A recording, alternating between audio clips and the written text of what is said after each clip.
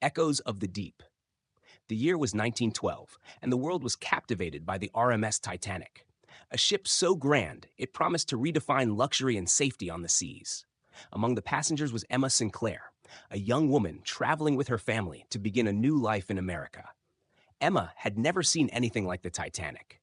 The marble staircases, glittering chandeliers, and finely dressed passengers filled her with awe. But Emma wasn't just fascinated by the ship's opulence. She was drawn to the ocean. Since boarding, she'd been unable to shake a feeling deep in her gut, a strange connection to the vast, dark water stretching endlessly beneath the ship. At night, when others reveled in the ballroom or slept in their cabins, she would sneak to the deck, staring at the moonlit waves, feeling something pulling at her soul. On the evening of April 14th, the stars were unusually bright, reflecting off the calm waters. Emma stood at the railing, her breath misting in the cold air. Her fingers traced the gold edges of a locket hanging around her neck, an heirloom from her grandmother. Inside the locket was a tiny painting of the sea, accompanied by a cryptic note she had never understood.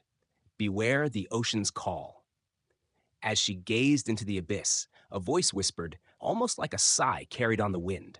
Emma's heart raced. She leaned forward, straining to hear, but it was gone. She shook her head, blaming the long day for playing tricks on her mind. Just as she turned to head back inside, the ship shuddered beneath her feet. A deep groan echoed through the metal hull. People began to stir, emerging from their cabins with confused faces. Emma's father found her and pulled her inside. "They say we hit an iceberg, but everything's under control," he said, his voice steady, but his eyes betraying concern. Yet, deep down, Emma knew something was wrong. The ship's engines slowed, and an eerie quiet settled over the deck. She clutched the locket tightly as a sense of dread began to creep into her bones. The whispers from earlier returned, louder now, almost urgent. Hours passed, and panic spread. Passengers in their elegant gowns and tuxedos were being hurried onto lifeboats. Women and children first. Emma was separated from her father as crew members rushed her to the boat deck. As she stood there in the cold, waiting to board a lifeboat, Emma heard the voice again, clearer this time. Beware.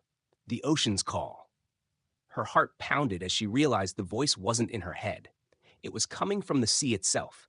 The waves, now lapping against the hull of the Titanic, seemed alive with whispers, echoing in an ancient language. Emma stared down at the black water, and for a fleeting moment she saw something, a face, or perhaps a shadow, beneath the surface. The ocean wasn't just an indifferent force of nature. It was watching, waiting. Suddenly, a rush of memories from her grandmother's stories flooded her mind. Tales of the sea's hunger, of how it took what it wanted, no matter how great or small. The Titanic, in its arrogance, had challenged the ocean's domain. And now it was being claimed. Emma felt a tug at her arm. A crewman was guiding her into a lifeboat. But she hesitated, her gaze still locked on the water. "Miss, we have to go," the crewman shouted. She climbed in, but as the lifeboat was lowered, she couldn't look away from the ship. The Titanic's lights flickered in the distance, a giant slowly sinking into the abyss. The whispers of the ocean grew louder, mournful now, as the ship's massive form was swallowed whole. In the lifeboat, Emma clutched her locket, her breath ragged. The ocean's call had been real. And though she had escaped, she knew a part of her would forever be tied to that moment. To the night the sea claimed the Titanic and whispered its warnings to those who dared to listen.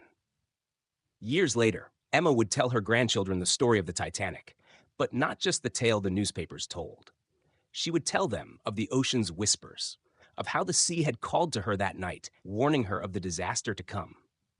And though many would dismiss it as the ramblings of an old woman, Emma knew the truth, that the ocean was alive, watching, waiting for the next ship bold enough to defy it. I hope you enjoyed this take on the Titanic.